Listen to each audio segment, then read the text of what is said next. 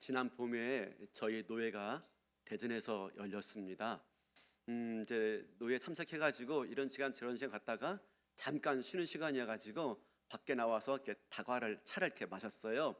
그리고 당진 지역에 있는 또 어느 목사님과 잠깐 이렇게 잡담을 나누고 있었는데 갑자기 잡담하다가 그 목사님이 저한테 밑도 끝도 없이 묻는 겁니다. 목사님, 근데 구원 받았어요? 이거 내가 잘못 들었나 싶었어요. 목사가 구원받지 못하면 어떻게 목사하지? 그리고 뭐 그러세요? 그랬더니 목사님 거듭났냐고요. 재차 묻는 겁니다. 거듭났냐고. 그래서 거듭났나 생각해봤더니 난 것 같아요. 그래서 거듭났어요. 그랬더니 그럼 언제 거듭났어요? 며칠 거듭났어요? 묻는 거예요. 그래서 뭐 그렇게 물어보고 그래요 라고 하면서 뭐 이렇게 말을 하다가 갑자기 시작됐다 그래가지고 또 잘 된 거죠. 시작했다 그래가지고 빨리 갔어요. 그리고 이제 집에 돌아오는데 계속 그 얘기가 맴도는 거예요. 목사님 구원 받았어요? 목사님 거듭났어요? 라고 하는 게 마음속에 계속 맴돌아요. 그러다 보니까 생각나는 게 뭐냐면 목사가 구원받지 못하고도 목사할 수 있겠구나. 목사가 거듭나지 못하고도 목사할 수 있겠구나 라는 생각이 드는 거예요. 그래서 한번 저를 곰곰이 되돌아보고 또 다시 한번 저 앞에 세워가는 시간들을 가졌는데요. 여러분 아십니까? 우리가 하나님 안에서 이렇게 두 번 출생한다는 걸 아십니까? 하나님 안에서 두 번 출생하는 거예요. 그죠? 첫 번째는 엄마 아빠에게서 육체적으로 출생하는 것이죠. 두 번째는요, 믿음 안에서 영적으로 출생하는 거죠. 그걸 뭐라고 말한다고요? 거듭남이라고 말을 합니다. 그런데 참 재밌는 것은 하나님은 이 두 번의 출생을 바로 가정이라고 하는 엄마 아빠라고 하는 그 틀 안에서 이 두 번의 출생을 다 제공해 주고 있다는 사실이에요. 처음 출생은 맞죠. 엄마 아빠가 사랑해서 그 관계 내에서 출생하는 게 첫 번째 육체적 출생이겠고요. 두 번째는요, 영적인 출생은 엄마 아빠의 그런 부부 관계 속에서 그리고 또 가정 환경 속에서 이 아이가 영적으로 거듭날 수 있도록 하나님이 부모들에게 그 사명과 책임을 주고 있다는 사실이에요. 그러므로 우리가 알아야 할 것은 무엇이냐면 엄마와 아빠는 아이들을 육체적으로 태어나게 하는 것으로만 나 할 일 다 했어 라고 해서는 안 된다는 거예요. 어디까지 책임져야 돼요? 어디까지? 그렇죠. 영적인 출생, 거듭남까지 책임지는 것이 마땅한 부모의 모습이다라고 하는 것이에요. 그러면 우리는 이 첫 번째 출생으로 맺어진 부모와 자녀의 관계를 어떻게 두 번째 출생까지 이어가도록 도울 수 있을까 하는 겁니다. 어떻게 하면 우리 자녀를 거듭남에 이르도록 부모인 우리가 도울 수 있을까라고 하는 거예요. 그런 차원에서 첫 번째가 뭐냐면 부모는 마음의 칼을 가져야 됩니다. 마음의 칼. 우리 지난주에도 살펴보았죠. 마음의 칼. 첫 번째, 하나님께서 어느 날 아브라함에게 100세에 낳은 아이를 번제물로 바치라 라고 명령을 해 주었어요.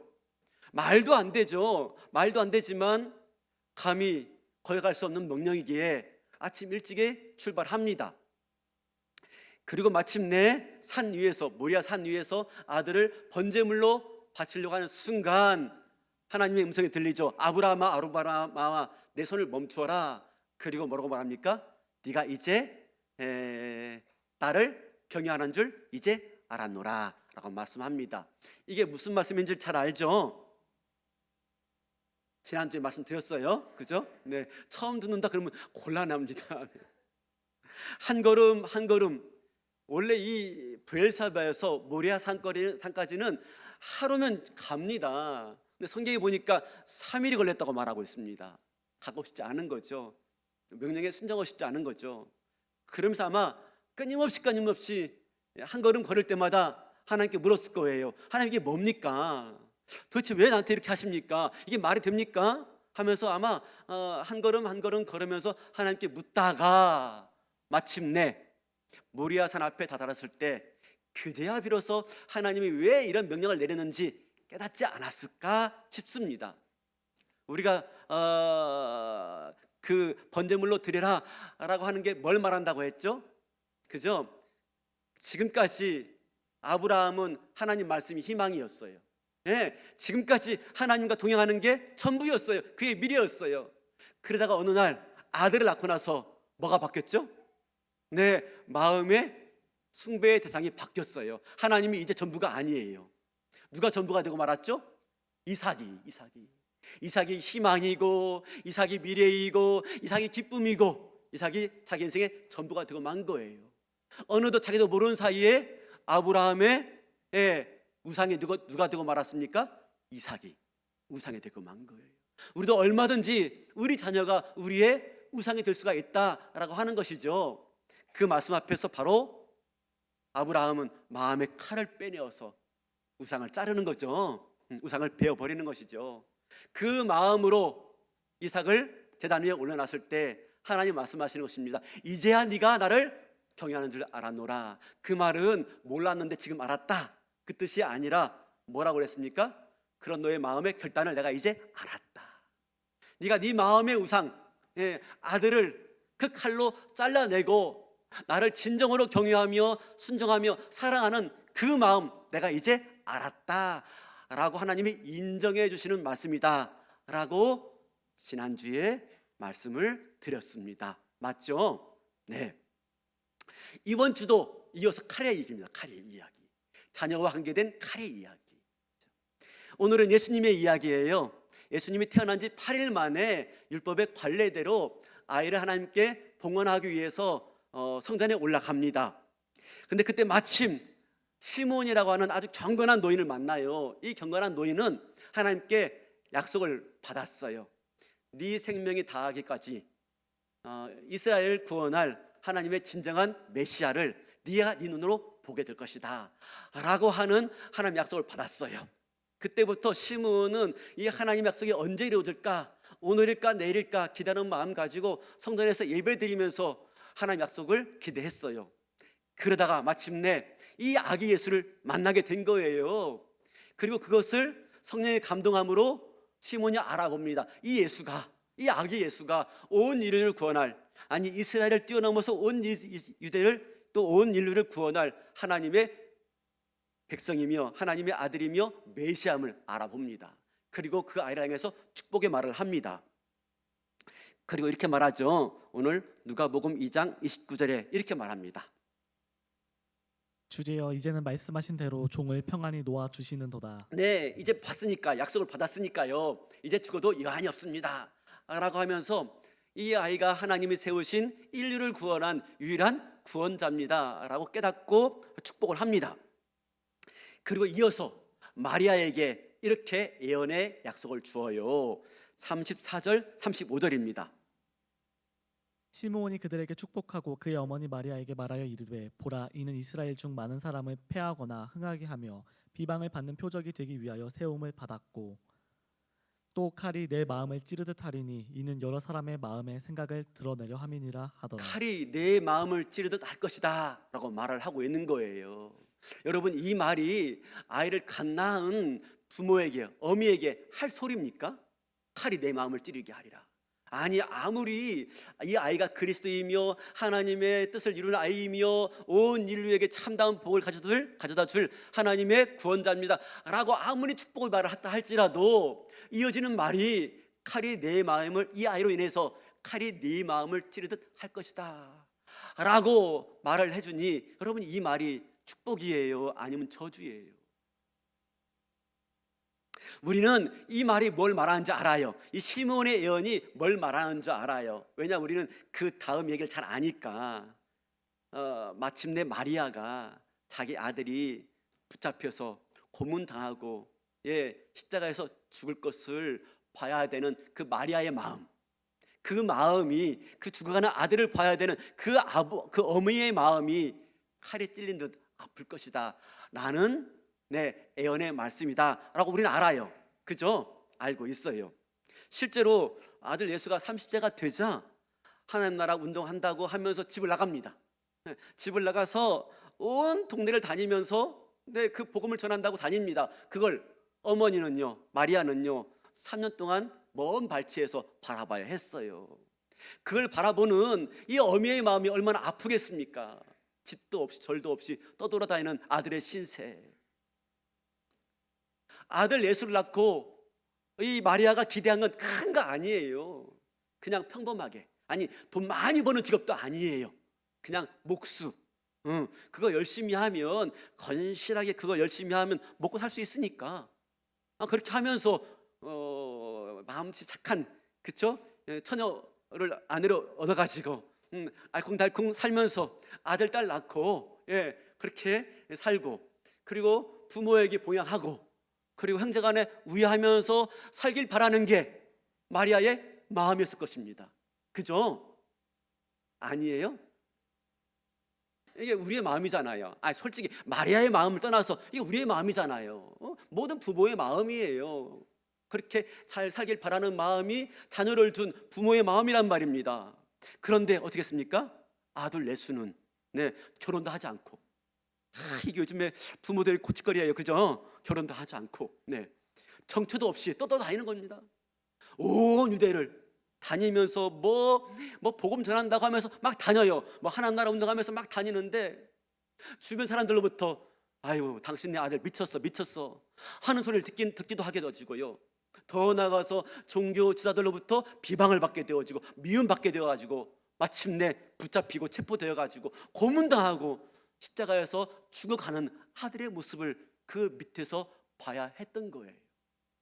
그러니 이 모든 과정을 지켜보는 그 어미의 마음이 얼마나 아프겠어요.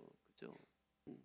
십자가 위에서 서서히 죽어가는 그 아들의 모습을 그 밑에서 지켜봐야 되는 그 어미의 마음이 막 찢어질 듯 아프겠죠. 그래, 바로 이 시몬의 예언은 그걸 말하는 거야. 칼이 네 마음을 찌르듯 하리라. 죽어가는 아들을 바라봐야 되는 그 어미의 심정을 말한 것이겠지. 맞아요. 1차적으로는 맞아요. 근데 그게 다가 아니에요. 시몬이 말하는 그 마음을 찌르는 칼이란 그것만이 아니에요. 그보다 더 중요한 칼의 의미가 있습니다. 그게 뭘까요? 여러분 한번 생각해 보세요. 만약에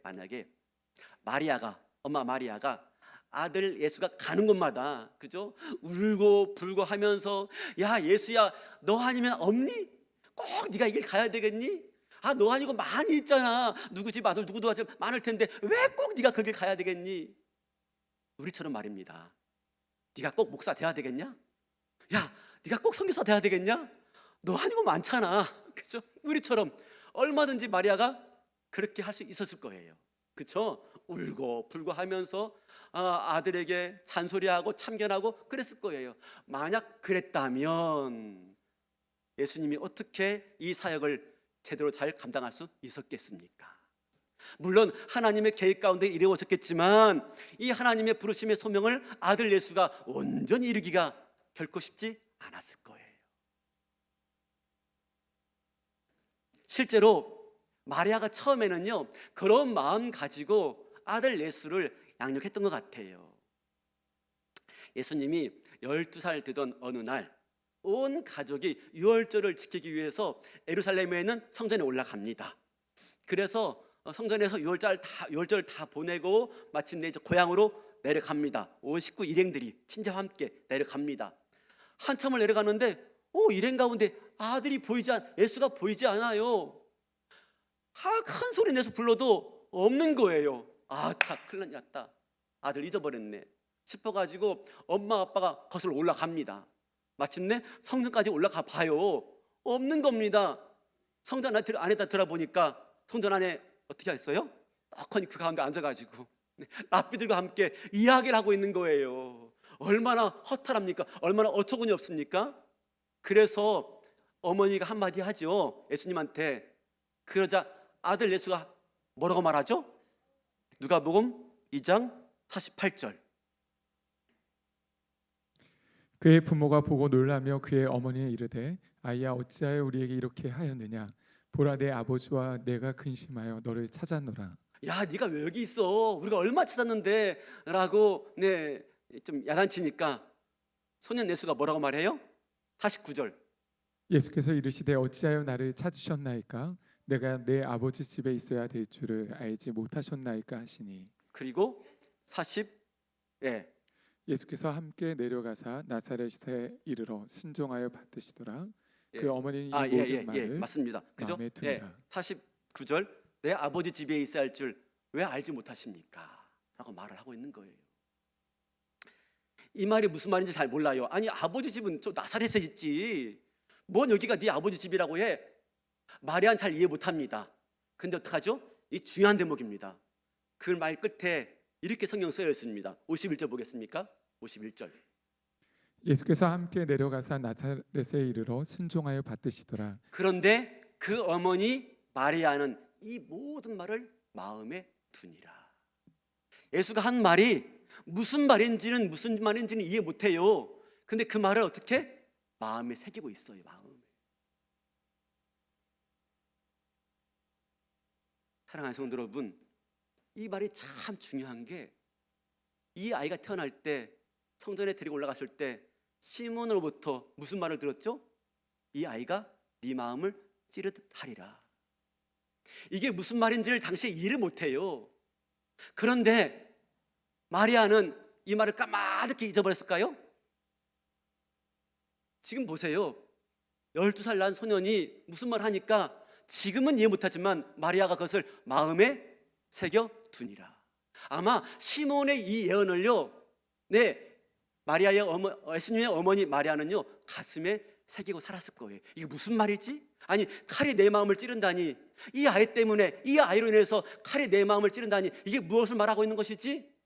이해 못하지만 아마 가슴속에 새기고 살았을 거예요. 순간순간 이 말이 떠올랐을 것입니다. 그때마다 목에 걸린 가시처럼 아팠을 거예요. 그죠? 여러분 목에 걸린 가시 아시죠? 그 생선 먹다가 잘못 먹어가지고 가시째 먹어버리면 딱 걸리죠? 그 얼마나 아픈지. 예전에 우리 장로님 권사님 수련회 갔다가 제주도에 가가지고 그 생선 갈치 먹다가 한 권사님 목에 딱 걸려가지고 얼마나 고생을 하는지 밤중에 응급실까지 가가지고 꺼낸 적이 있습니다. 목에 걸린 가시 얼마나 아파요. 잘 못 느끼는데 뭘 삼키려고 하면 또 걸리고, 뭘 먹으려고 하면 또 걸리고, 그때마다 아파. 시므온의 예언이 칼이 내 마음을 찌르듯 하리라, 이 말이요 목에 걸린 가시처럼 계속해서 마리아의 마음을 아프게 했을 거예요. 그러다가 결국 이게 무엇을 의미하는지를 깨닫게 되어져요. 어디 보냐면 이제 이 자란 예수가 30이 넘어가지고 집을 떠나 나가서 하나나라 운동하면서 한다고 하면서 막 돌아다닙니다. 그러던 중에 한 소식이 들려와요. 애야 마리아야, 자기 장남 예수가 미쳤대. 소식이 들려와요. 그러니까 불이 나게 마리아가 동생들 데리고 예수님 찾아갑니다. 왜요? 데려오려고. 당시 이 고대 근동에는 어떤 관례가 있냐면 가족 중에 한 사람이 그 공동체에 위해를 끼치면 그걸 가족이 감당해야 했습니다. 이건 지금도 그래요. 지금 인도하고 파키스탄에 싸우지만 인도에는 이런 관습이 있습니다. 자기 자녀 중에 한 사람이 공동체의 명예를 해치고 공동체에 위해를 가했다 그러면 부모들이 돌 들어서 자녀를 죽입니다. 지금도 그렇게 해요. 인도는요. 마찬가지죠. 그래서 아들이 미쳤다라고 하니까 이 아들 때문에 온 동네가 시끄러우니까 빨리 데려가, 네가 어떻게 해? 라는 말인 것입니다. 그래서 아들 예수를 데리러 가려고 엄마하고 아이들이, 동생들이 같이 가요. 그리고 마침내 제자들이 예수님께 소개합니다. 예수님 어머니가 왔고 동생들이 왔어요 라고 말을 해요. 그때 예수님이 뭐라고 말하죠? 마태복음 12장 48절이에요. 말하던 사람에게 대답하여 이르시되 누가 내 어머니이며 내 동생들이냐 하시고. 아니 엄마하고 동생들 왔다는데 뭐라고 말합니까? 누가 내 어머니이고 누가 내 동생들이냐? 이런 싸가지 없는, 그쵸? 이거 싸가지 없는 말이죠. 그죠? 이거 말이 안 되는 겁니다. 어떻게 어머니한테 누가 내 어머니며 누가 내 동생이냐? 근데 그 뜻이 아니죠. 그죠? 우리가 이 말씀이 어떤 의미인지는 아마 이전에 설교 말씀 통해서 알았을 텐데 간단히 말씀드리자면 이런 뜻입니다. 우리 50절 보여주시겠습니까? 50절. 네. 누구든지 하늘에 계신 내 아버지의 뜻대로 하는 자가 내 형제요 자매요 어머니이니라 하시더라. 네, 육신적인 인간적인 혈육으로 맺어진 게 진정한 가족이 아니라 하나님 안에서 하나님의 부르심 받고 하나님 뜻대로 순종하고자 모여든 사람들이 그게 진정한 영적인 가족이며 진정한 가족이다라고 하는 말인 것입니다. 이 예수님의 말을 듣고 어머니 마리아는 다시 한번 시몬의 애언을 마음속에서 꺼내 든 거예요. 칼이 네 마음을 찌르듯 하리라. 무슨 말이죠? 이후로부터 마리아는 다시금 아들 예수의 길을 가로막지 않습니다. 다시는 아들 예수에게 왜 꼭 네가 그 길 가야 되니 만류하지 않습니다.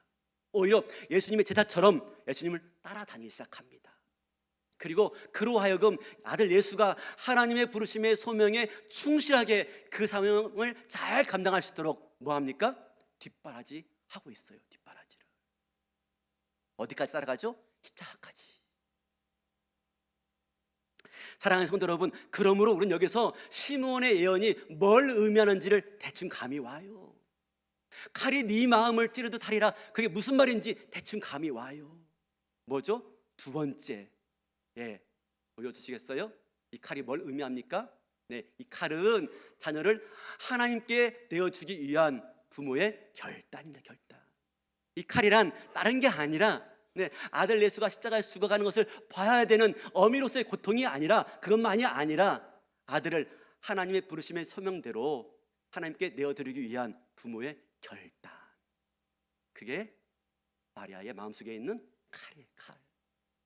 그리고 이 칼은 모든 예수를 믿는 모든 부모들이 마음속에 간직하고 살아야 될 또 하나의 칼인 것입니다. 칼.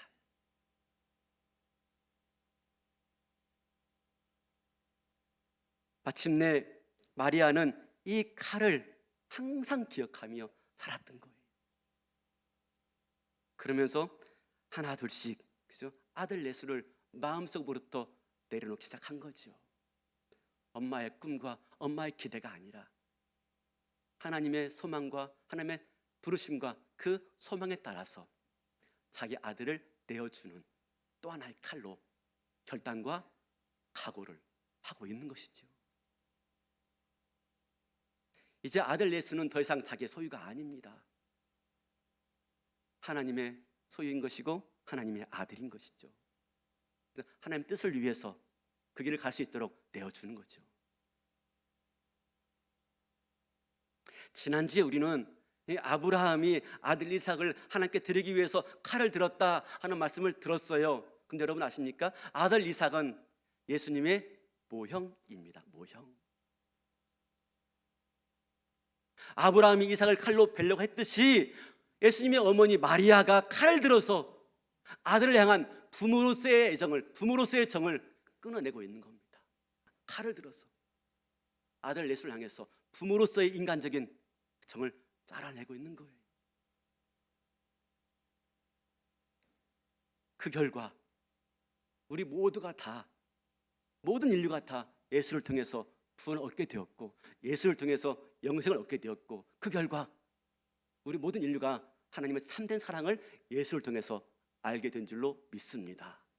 그렇다면 우리는 예수님의 공생애를 볼 때 그냥 예수님만 보면 안 됩니다. 예수님의 그 뒤편에서 어른거리는 마리아의 칼을 볼 수 있어야 돼요. 마리아 뒤편에서 어른거리는 그 어머니의 위대한 결단과 희생을 볼 수 있어야 돼요. 그게 마리아의 칼이에요. 칼. 이 대목에서 우리는 한번 스스로 물어봐야 돼요. 나한테 물어봐야 돼요. 그죠? 과연 나는 마리아처럼 내 자녀를 하나님께 내어드릴 수 있을까? 그죠? 과연 나는 내 자식을 하나님의 부르심 따라서 하나님께 내어드릴 수 있을까? 나의 기대와 소망이 아니라 하나님의 기대와 소망을 이루어가기 위해서 내 아이를 드릴 수 있을까? 아니면 영원히 그냥 내 아들을 내 품에 끼고 살고 싶은 마음일까? 한번 나를 조용히 되돌아볼 수 있어야 합니다. 물론 영원토록 할 수만 있다면 우리 자녀를 영원히 내 품에 안고 살고 싶은 게 부모의 마음이에요. 저도 마찬가지입니다. 그죠? 어쩌다 한 번씩 오면 얼마나 좋은지 몰라요. 왜 그렇게 품에 끼고 살고 싶죠? 그래야 우리 아이가 안전하고, 그래야 우리 아이가 행복할 거다라고 생각하고 있기 때문에 품에 끌어안고 살고 싶은 것이죠. 그런데 우리는 알고 있죠. 그게 진정한 아이의 안전과 미래와 진정한 행복을 위한 길이 아니라는 것을 알고 있습니다. 왜요? 우리가 영원토록 그 아이와 함께 할 수가 없기 때문에. 언젠가는 우리가 다 그들에게 떠나가는 때가 분명히 올 거예요. 그리고 그 자녀들이 홀로 남겨진 때가 분명했을 것입니다. 우리는 일시적인 부모이지 진정한 그들의 부모가 될 수가 없다는 걸 우리 다 알고 있습니다. 그러므로 우리는 부모로서 자녀를 향한 이 믿음의 결단을 해야 돼요. 마음의 칼을 내려쳐야 되는 거죠. 마음의 칼을 잘라내야 되는 것이죠. 부모로서 자녀를 분리해야 되는 겁니다. 근데 아십니까? 부모로서 자녀를 우리가 분리하기 전에 우리 아이들이 먼저 부모로부터 분리됩니다. 아시죠? 네. 언제나 내 품의 자식인 줄 알았는데 아이가 초등학교 올라가면요, 엄마를 떠나서, 부모를 떠나서 누구한테 갑니까? 친구. 그리고 중학교, 고등학교 올라가면요, 우리 아이가 부모를 떠나서 사춘기를 겪습니다. 지긋지긋하게, 그죠? 아예 정을 떼놓습니다. 이게 내 새끼야? 그죠? 사춘기가 분리되는 거죠. 분리되는 거. 부모로부터 분리되는 것입니다. 그리고 청년기에 들어가면요, 부모를 떠나서 누구한테 가요? 애인한테 가죠. 애인한테 가죠. 분리되는 겁니다. 그때마다 잘 떠나보내야 돼요. 잘 떠나보내지 못하면 문제가 발생해요. 문제가. 지금은 안 그런데 우리 교회 학교가 있잖아요. 유아부가 있는데 연초가 되면요, 유아부실 앞이 전쟁터가 됩니다. 그렇죠? 일명 이별의 부산 정거장. 이거 말아요. 아이를 놓고 예배 드리려고 올라고 하는 부모와 안 떨어지려고 하는 그 아이들의 울음소리가 그냥 장사진을 치릅니다. 이별의 부산 정거장. 한번 보십시오. 가관이 아닙니다. 장렬합니다. 그런데 그래도 그런 자녀를 두고 떠나는, 뒤로 두고 가는 부모의 마음은 아프지만 그때마다 우리 기억해야 돼요. 시몬의 칼, 그죠? 시몬의 애언이 이걸 말하는 거야. 내가 지금 또 한 번의 결단을 해야 되는 거겠지. 자녀를 부모에게서 떠나 보낼 때마다 우리는 매번 이 마리아의 칼을 우리 기억해야 돼요. 그래야 잘 떠나 보낼 수 있습니다. 그러지 못하면요, 정작 결혼하고 떠나 보냈지만 떠나질 않아요.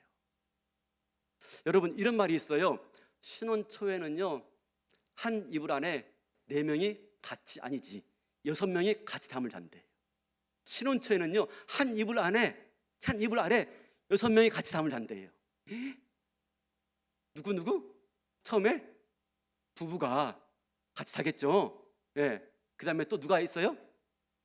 시어머니, 시아버지, 친정엄마, 친정아빠, 6명이 한 이불을 덮고 산대요. 무슨 말이죠? 분리가 되지 않은 거예요. 부모와 분리가 되지 않은 거예요. 그러니까 그런 문제가 생기는 것이죠. 그래서 저희 교회에서 결혼 예비학교 할 때 꼭 가르쳐요. 창세기 2장 24절 볼까요? 같이 한번 읽어볼까요? 창세기 2장 24절 있어요. 네, 시작. 이러므로 남자가 부모를 떠나 그네 아내와 합하여 둘이 한 몸을 이룰지니라. 한 몸 이루기 위해서는 떠나야 돼요. 떠나지 않으면 안 돼요. 근데 이 분리에는 몇 가지 차원이 있어요. 육체적인 떠남, 그 다음에 경제적인 분리, 그 다음에 심리적인 분리, 그 다음에 정서적 분리가 있어요.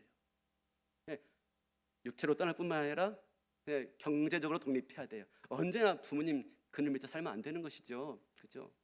부모에게 손 벌리면 안 되는 것이죠.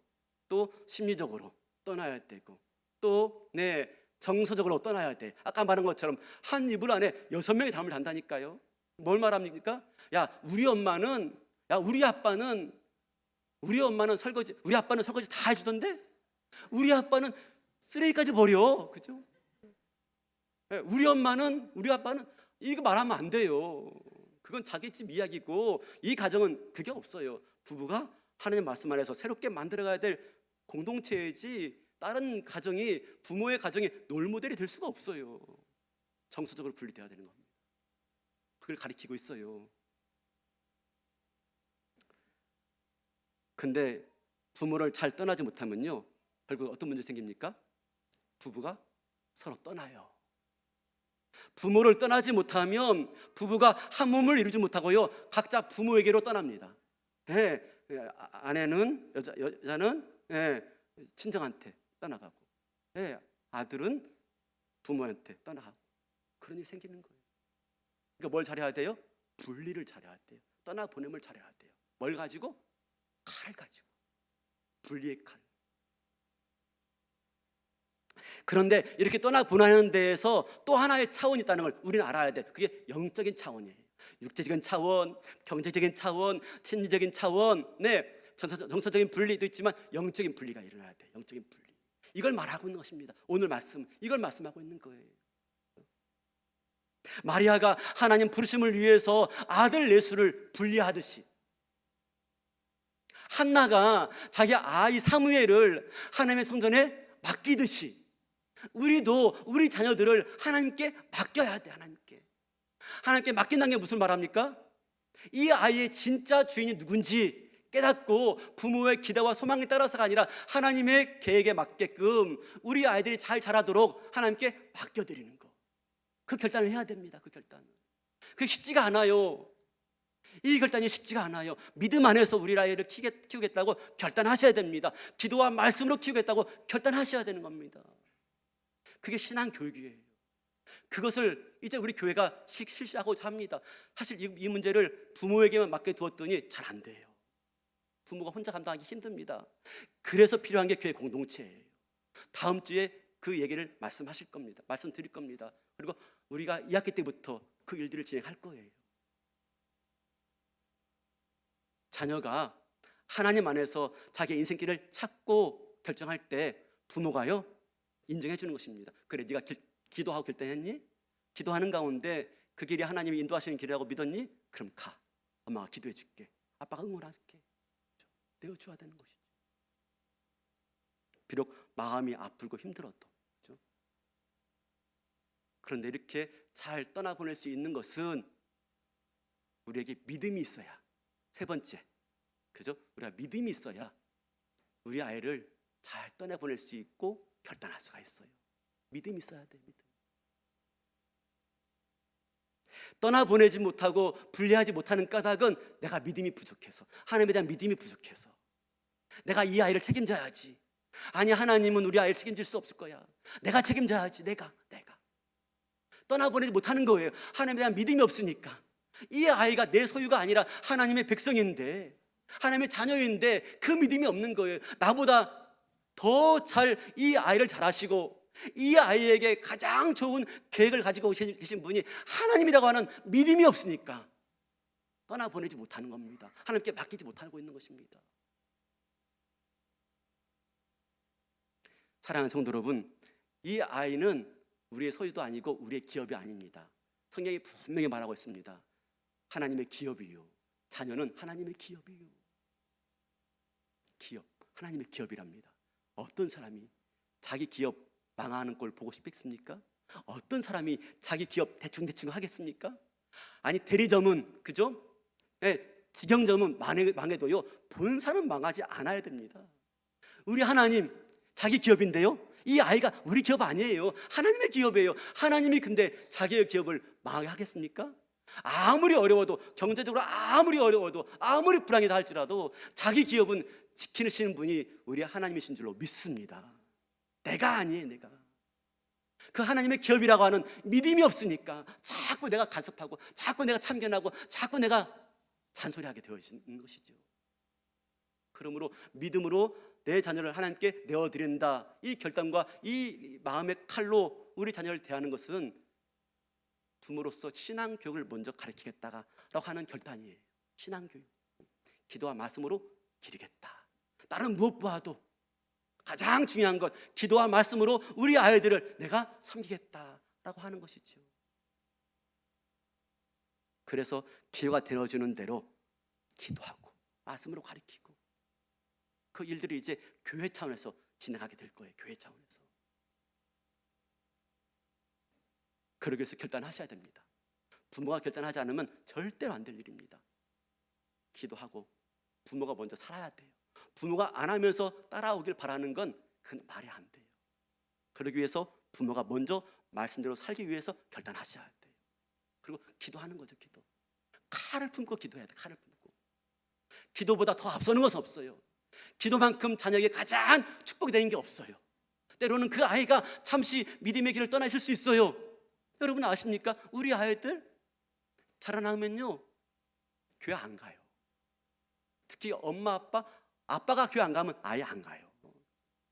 대학 들어가면요 교회 학교 잘 다니던 아이들이 80% 90%가 교회를 떠난대요. 더 나가서 대학 졸업하고 직장에 취업하면요 지가 돈 벌거든요.